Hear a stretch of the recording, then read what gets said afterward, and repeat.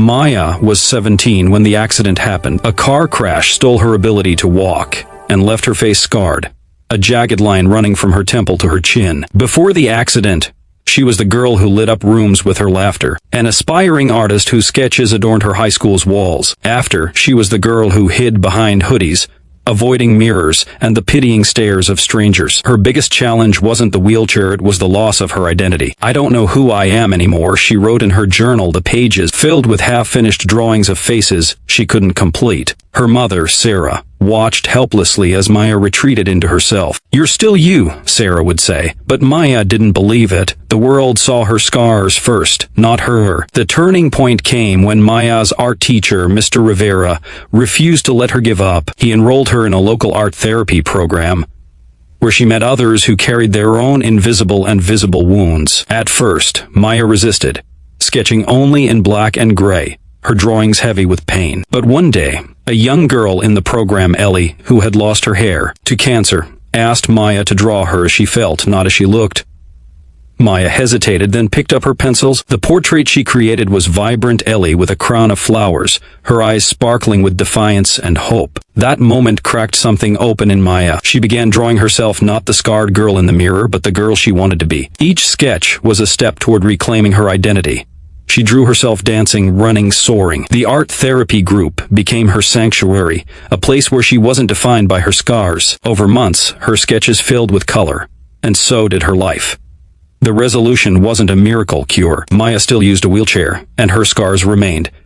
But she found a new kind of strength. She started sharing her art online, under the handle Scared Canvas, posting time-lapse videos of her sketches.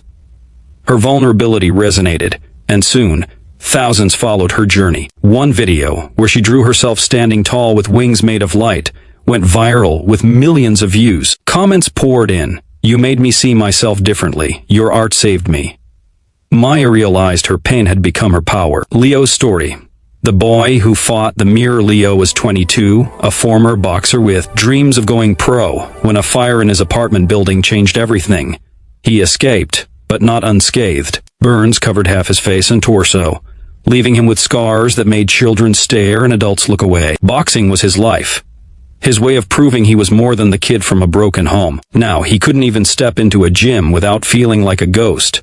His challenge was shame. Leo avoided people, even his old coach, Maria, who had been like a second mother. "You're still my champ," she'd text, but Leo didn't reply. He spent nights in his apartment, punching a bag until his knuckles bled, trying to outrun the anger and grief. The mirror was his enemy, a reminder of what he'd lost. He covered it with a sheet, but the reflection in his mind was harder to escape. Hope came unexpectedly through a support group for burn survivors, which Leo attended reluctantly at Maria's insistence. There, he met James, a firefighter who had survived a similar fire.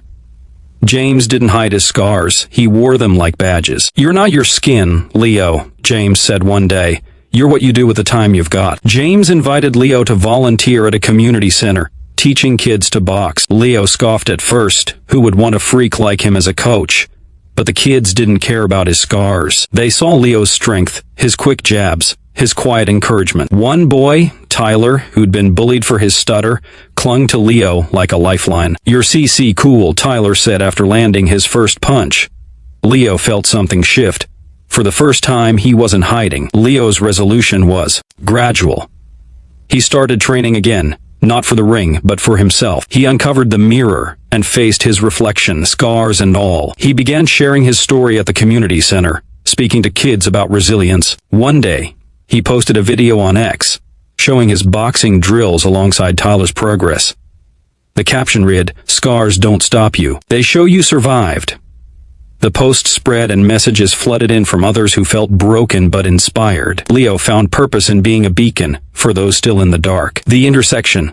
A shared transformation. Maya and Leo's paths crossed at a city-wide art and sports festival organized to celebrate resilience. Maya's artwork was displayed in a tent, her vibrant self-portraits drawing crowds. Leo was there with his boxing students, demonstrating moves in a makeshift ring. Their eyes met across the festival, two strangers who recognized something in each other. Maybe it was the way they carried themselves. Scars visible but spirits unbroken. They struck up a conversation, tentative at first. Maya admitted she'd seen Leo's X post, Leo confessed he'd watched her art videos. "You make it look easy," Leo said, gesturing to her sketches.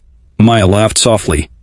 "It's not, but it's worth it." They talked for hours, sharing stories of pain and triumph. Maya showed Leo a drawing she'd done that day, a phoenix rising from flames, its wings made of paintbrushes. Leo grinned. "That's us." Their connection sparked a collaboration. Maya designed posters for Leo's boxing classes, blending bold colors with images of strength and survival. Leo invited Maya to the community center, where she taught the kids to draw their own stories. Together, they created a program called Born Different, blending art and sports to help others find their voice. The program grew, attracting people of all ages who felt defined by their differences, physical, emotional, or otherwise. The climax.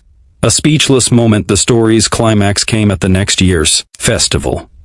Maya and Leo stood on a stage facing a crowd of thousands. Maya, in her wheelchair, held up a massive canvas, a mural of faces, each one a member of their program, scars and smiles woven together. Leo, scars catching the sunlight, spoke about the kids he coached, how they taught him to fight for more than just himself. The crowd was silent, then erupted in applause. A girl in the audience, inspired by Maya's art, ran up to show her own sketch. A boy, one of Leo's students, threw a perfect jab in the air, grinning. The moment was electric, proof that transformation isn't about erasing pain but building something beautiful from it. The resolution. An inspiring message. Maya and Leo didn't become famous overnight, but their story spread. Their Born Different program became a movement, with chapters popping up across the country. Maya's art was exhibited in galleries, each piece a testament to resilience. Leo opened a gym, not for pros, but for anyone who needed to punch through their fears. They stayed friends, their bond a reminder that shared struggles can forge unbreakable connection. The final scene of their story is simple but powerful. Maya sits in her studio, sketching a new face, her own, smiling, scars glowing like stars. Leo, in his gym, wraps his hands, ready to train a new group of kids. Their voices overlap in a voiceover. "We're not our scars, our pain, or our past. We're what we choose to become." And that's extraordinary.